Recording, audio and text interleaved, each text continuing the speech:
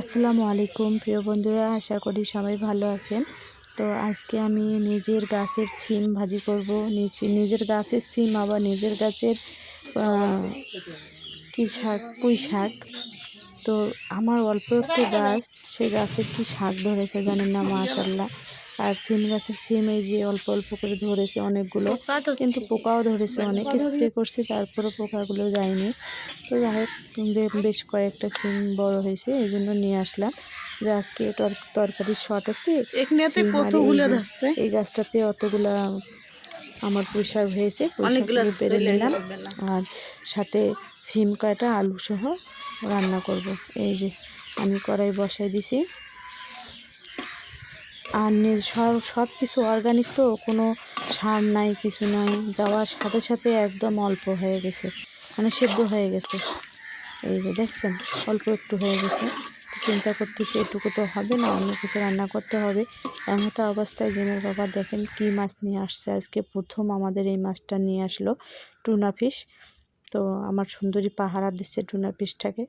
তো বললাম ভালোই হলো, অল্পরা তরকারি রান্না করছি, মাছটা সহ হয়ে যাবে আজকে। এই জন্য মাছটা আবার সুন্দর করে কেটে নিচ্ছি। আর আপনাদেরকে বলতেছি যে এই প্রথম আমাদের টুনা ফিশ নিয়ে আসছে।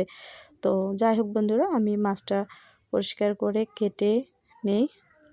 আর এই যে এইভাবে বলছিলাম কি, মাছটা এত পিছিল যে হাত দেওয়ার সাথে পিছলে যাচ্ছে। আর এর মধ্যে দেখেন জিমের বাবা আমাকে কি বলে জানেন, আমাদের নদীর পাশে একগুলা গাছ আছে, এই গাছের পাতা দিয়ে নাকি কালোটা উঠে যায়। এই জন্য আমাকে সেই পাতাটা এনে দিল যে কালোগুলো উঠে যাবে, তুমি এটাতে ঘষে নাও। তো আমি বলতেছি কেন, তো আমি তো আমার ইয়েতে ঘষলেই তো পরিষ্কার হয়ে যাবে। তো যাই হোক, অল্প একটু তুললাম, তোলার পরে এখন আমি মাছটা কেটে নেব। মাছটা অনেক শক্ত আর এত বরফ ছিল, আমি ধরতেই পারতেছি না বরফের জন্য। তো যাই হোক, তারপরে অনেক কষ্ট করে আমি মাছটা কাটলাম। এত বরফ ছিল, ওই যে বললাম, মানে এত শক্ত মাছটা। তো অনেক কষ্ট করে মাছটা কাটলাম। এই যে মাছের ভিতরে কিন্তু লাল লাল, পুরো মাছটাই লাল লাল হয়ে গেছে। আমার মেয়ে বলতেছে যে মাছটা লাল লাল কেন। আমিও জানি না মাছটা লাল কেন, তবে মনে হয় এই মাছগুলো লালে হয়। আর আমার সুন্দরী দেখেন, ও খাবে না কিন্তু দেখতেছে, ও কিন্তু ওই মানে মাছটা কিন্তু এখনও বরফে আছে। তো যাই হোক, আমি মাছটা কাটা শেষ করলাম। এখন এই যে আপনাদেরকে দেখাচ্ছি, ধুয়ে পরিষ্কার করে তারপরে আপনাদের সাথে শেয়ার করব। তো ধুয়ে পরিষ্কার করে নিয়ে আসছি। এখন আমি মাছটাকে লবণ, হলুদ, শুকনো মরিচের গুঁড়ো মেখে নিলাম। তারপরে এখন ভাজার জন্য বসে দিলাম। আর আমার সুন্দরী ঠান্ডা লাগতেছে, অলরেডি সন্ধ্যা হয়ে গেছে, মানে আমার মাছটা পরিষ্কার করতে দেরি হয়ে গেছে, যার কারণে সন্ধ্যা হয়ে গেছে। আর এইখানে আমাদের লাইটও নাই, তো মোবাইলের লাইটে আমাকে ব্যবহার করতে হচ্ছে, আবার ভিডিও করতে হচ্ছে, দুইটা মোবাইল ব্যবহার করতে লাগতেছে। তো যাই হোক, মাছ ভাজা শেষ হয়ে গেল। আর মাছটা এত ফুটতেছে, মানে মাছটা তোলার সাথে সাথেই ফুটতেছে, এমন ফুটতেছে যে আমার দুই জায়গায় এমন গরম তেলও পড়ে গেছে হাতের মধ্যে। তো এই জন্য আমি মাছটা থাকাকালীনে পেঁয়াজ বাটাটা দিয়ে দিলাম। আর এখানে আমি ওই যে বললাম, গরুর গোশে যা যা ব্যবহার করে আমি সবগুলো এখানে ব্যবহার করছি, যাতে মাছটা গন্ধ না করে, সামুদ্রিক মাছ। প্রথমে আমি পেঁয়াজ বাটাটা সুন্দর করে কষিয়ে নিলাম। তারপরে এই যে আদা, রসুন, জিরা বাটা, গরম মশলা সম্পূর্ণগুলো দিয়েছি, এখানে বেটে নিয়েছি। তারপরে এগুলো আবার ভালো করে কষিয়ে নিলাম, যতক্ষণ না আদা রসুনের কাঁচা গন্ধটা যায়, ততক্ষণে আমি কিন্তু মশলাটা কষিয়ে নিলাম। আপনারা একবার ট্রাই করে দেখতে পারেন, আশা করি ভালো লাগবে। আমার কাছে অনেকটা ভালো লাগছে, এই মাছটা এইভাবে রান্না করছিলাম। তারপরে আমি শুকনো মশলা দিয়ে দিলাম, দেখেন কতগুলো শুকনো মরিচের গুঁড়া দিছি, যাতে ঝাল ঝাল হয়। আলু কেটে রাখছিলাম, সেই আলু কটা দিয়ে দিলাম, মানে সব দিয়ে আবারও ভালো করে একটু কষিয়ে নেব। মাছটার কিন্তু গন্ধটা অনেক সুন্দর বের হয়েছে, মশলাটার গন্ধ।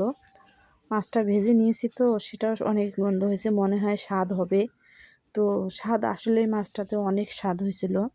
আমরা এই প্রথম টুনা ফিশটা খাইলাম, এর আগে কোনো দিন জিমের বাবা আনিনি, এজন্য খাওয়া হয়নি। তো হঠাৎ করে তো ভালোই লাগছে, তো আর মনে হয় না জিমের বাবা আর নিয়ে আসবে। কারণ ওর নাকি ভালো লাগেনি। এমনিতে আমি মশলার বলতে সব ধরনের গোছের মশলা ব্যবহার করছি এখানে, যাতে মাছটার গন্ধ না করে, সামুদ্রিক মাছ। তো যাই হোক, তারপর আলুগুলো ভালো করে কষিয়ে নেওয়ার পরে মাছগুলো দিয়ে দিলাম।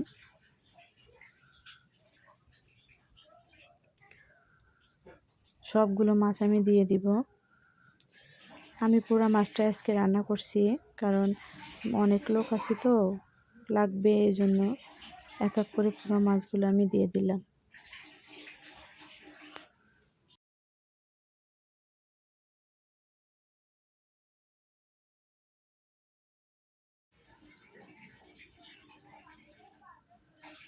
এখন আমি ঢাকনা দিয়ে ঢেকে দেব। আরও একটু পানি দিয়ে দিলাম, মনে হয়েছিল ঝোলটা একটু কম হবে, ঢাকনা দিয়ে ঢেকে দিলাম। তো যাই হোক, এই যে আমার রান্না। ওইখানেও রাত হয়ে গেছিলো, পরে আর আপনাদেরকে আমি লাইট ছিল না, তাই ওইখানে দেখাইতে পারিনি। তো ঘরের ভিতরে নিয়ে আসলাম। এই যে দেখছেন, তরকারি কালারটা মাশাআল্লাহ অনেক সুন্দর হয়েছিল, খেতেও সেই স্বাদ হয়েছিল। তো যাই হোক, খাওয়া দাওয়া শেষ করে নিলাম। নেওয়ার পরে এখন এই যে দুপুরবেলায় আমি ফ্রিজ খুলে রাখছিলাম, ফ্রিজে অনেকগুলো বরফ হয়েছিল, সেগুলো পরিষ্কার করার জন্য। তো তো যাই হোক বন্ধুরা, আজকে আমি সারাদিন কি করলাম বা কি রান্না করলাম, তো তা পুরো ভিডিওটা আপনাদের সাথে শেয়ার করার চেষ্টা করেছি। আপনাদের এতটুকু যদি ভালো লেগে থাকে, অবশ্যই আমার চ্যানেলটাকে সাবস্ক্রাইব করবেন, লাইক করবেন, কমেন্ট করবেন, শেয়ার করবেন। আর নতুন নতুন ভিডিও দেখার জন্য কমেন্ট করে জানাবেন, অবশ্যই কমেন্ট করে জানাবেন প্রিয় বন্ধুরা। আশা করি পাশে থাকবেন সাবস্ক্রাইব করে আমার চ্যানেলটাকে। তো আজকে এই পর্যন্ত। আল্লাহ হাফিজ, আসসালামু আলাইকুম।